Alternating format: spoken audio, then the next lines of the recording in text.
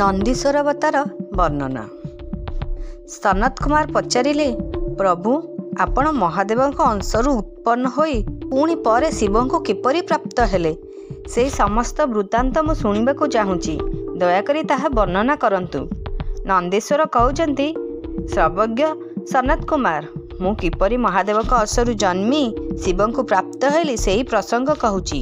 ତୁମେ ସାବଧାନ ହୋଇ ତାହା ଶ୍ରବଣ କର। ଶିରାଦ ନାମକ ଜଣେ ଧର୍ମାତ୍ମା ମୁନି ଥିଲେ। ପିତୃପୁରୁଷଙ୍କ ଆଦେଶରେ ସେ ଗୋଟିଏ ଅଯୋନିର ମୃତ୍ୟୁହୀନ ତଥା ସୁବ୍ରତ ପୁତ୍ର ପାଇବାକୁ ତପସ୍ୟା କରି ଦେବେଶ୍ୱର ଇନ୍ଦ୍ରକୁ ପ୍ରସନ୍ନ କଲେ। ମାତ୍ର ଦେବେଶ୍ୱର ଏପରି ପୁତ୍ର ପ୍ରଦାନ କରିପାରିବେ ନିଜକୁ ଅସମର୍ଥ ବୋଲି କହି ମହାଶକ୍ତି ସମ୍ପନ୍ନ ସର୍ବେଶ୍ୱର ମହାଦେବଙ୍କ ଆରାଧନା କରିବାକୁ ଉପଦେଶ ଦେଲେ। ଶିରାଦ ମହାଦେବଙ୍କୁ ପ୍ରସନ୍ନ କରିବାକୁ ତପସ୍ୟା କଲେ। ତାଙ୍କ ତପସ୍ୟାରେ ପ୍ରସନ୍ନ ହୋଇ ମହାଦେବ ସେଠାରେ ଉପସ୍ଥିତ ହୋଇ ଏବଂ ମହାସମାଧିମଗ୍ନ ଶିରାଦଙ୍କ ପିଠିରେ ହାତ ମାରି ତାଙ୍କୁ ଜାଗ୍ରତ କଲେ। ତାପରେ ଶିରାଦ ଶିବଙ୍କୁ ସ୍ତୁତି କଲେ। ଶିବ ତାଙ୍କୁ ବର ଦେବାକୁ ପ୍ରସ୍ତୁତ ହେବାରୁ ଶିରାଦ କହିଲେ, ପ୍ରଭୁ, ମୁଁ ଆପଣଙ୍କ ପରି ମୃତ୍ୟୁହୀନ ଅଯୋନିକ ପୁତ୍ରଟିଏ ଚାହୁଁଛି। ଶିବ ପ୍ରସନ୍ନ ହୋଇ ମୁନିକୁ କହିଲେ, ତପୋଧନ ବିପ୍ର, ପୂର୍ବକାଳରେ ବ୍ରହ୍ମା, ମୁନିଗଣ ଓ ବଡ଼ ବଡ଼ ଦେବତାମାନେ ମୋର ଅବତାର ହେବା ପାଇଁ ତପସ୍ୟା ଦ୍ୱାରା ମୋତେ ଆରାଧନା କରିଥିଲେ। ମୁନେ, ଯଦ୍ୟପି ମୁଁ ସାରା ଜଗତର ପିତା, ତଥାପି ତୁମେ ମୋର ପିତା ହେବ ଓ ମୁଁ ତୁମର ଅଯୋନିକ ପୁତ୍ର ହେବି ଏବଂ ମୋର ନାମ ହେବ ନନ୍ଦୀ।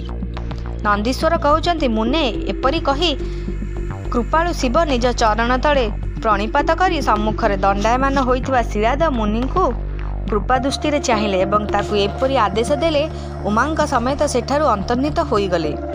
ମହାଦେବ ଚାଲିଯିବାରୁ ମହାମୁନି ଶିରାଦ ନିଜ ଆଶ୍ରମକୁ ଯାଇ ଋଷିମାନଙ୍କୁ ସମସ୍ତ ବୃତ୍ତାନ୍ତ କହିଲେ।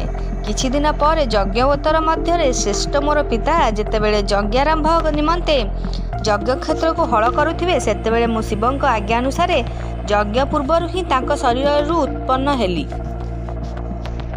ଯେତେବେଳେ ମୋ ଶରୀର ପ୍ରଭା ଥିଲା, ଯୁଗାନ୍ତକାଳୀନ ଅଗ୍ନି ପରି ମୋର ପ୍ରାକଟ୍ୟ ପରେ ଚତୁର୍ଦିଗରେ ପ୍ରସନ୍ନତା ଖେଳିଗଲା ଏବଂ ଶିରାଦ ମୁନିଙ୍କର ବହୁତ ପ୍ରଶଂସା ହେଲା।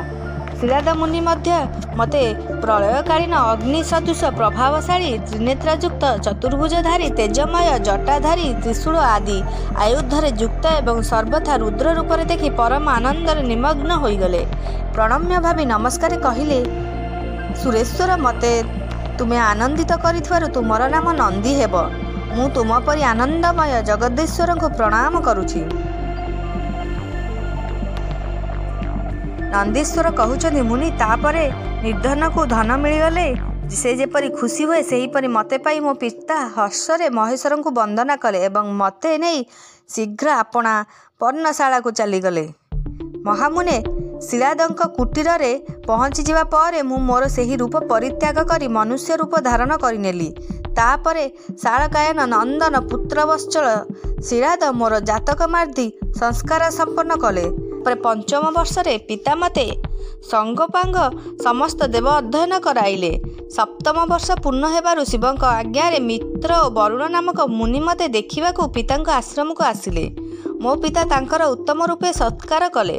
ମହାତ୍ମା ମୁନୀଶ୍ୱର ଦୁହେଁ ଆନନ୍ଦରେ ଆସନରେ ବିରାଜମାନ ହୋଇଥିବା ପରେ ମୋ ଆଡ଼କୁ ବାରମ୍ବାର ଦୃଷ୍ଟିପାତ କରି ମୋ ପିତାଙ୍କୁ କହିଲେ, ବତ୍ସ ଶିରାଦ, ଯଦ୍ୟପି ତୁମର ପୁତ୍ର ନନ୍ଦୀ ସମସ୍ତ ଶାସ୍ତ୍ରର ଜ୍ଞାତା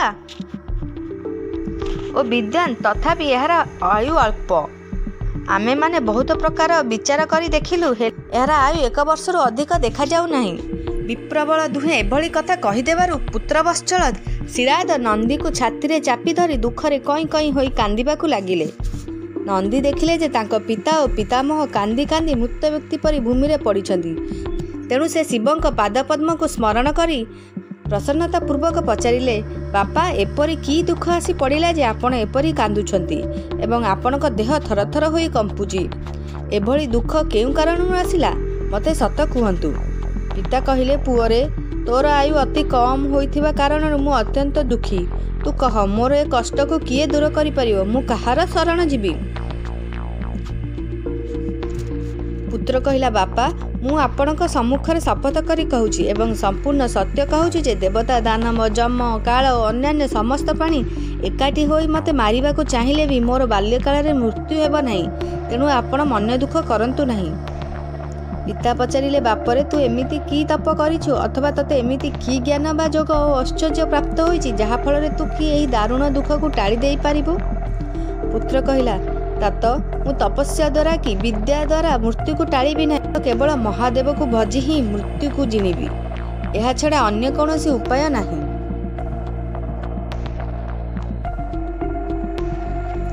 ନନ୍ଦୀଶ୍ୱର କହୁଛନ୍ତି, ହେ ମୁନି, ଏହିପରି କହି ମୁଁ ଅବନତ ମସ୍ତକରେ ପିତାଙ୍କୁ ପ୍ରଣାମ କଲି ଏବଂ ତାଙ୍କୁ ପ୍ରଦକ୍ଷିଣ କରି ବନ ଅଭିମୁଖେ ଯାତ୍ରା କଲି।